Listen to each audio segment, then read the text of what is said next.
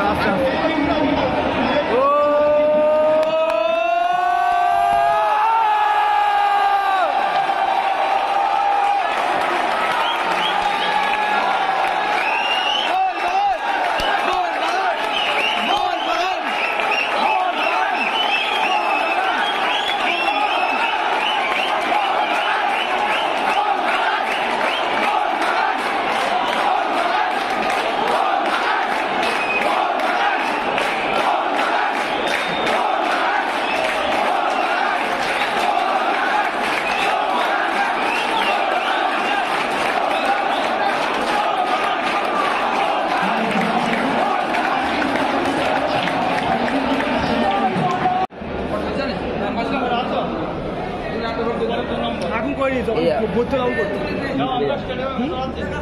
ইউটিউবে চ্যানেলে লিখে তুমি দিদি ইউটিউবে ছাড়বে এটা চ্যানেলে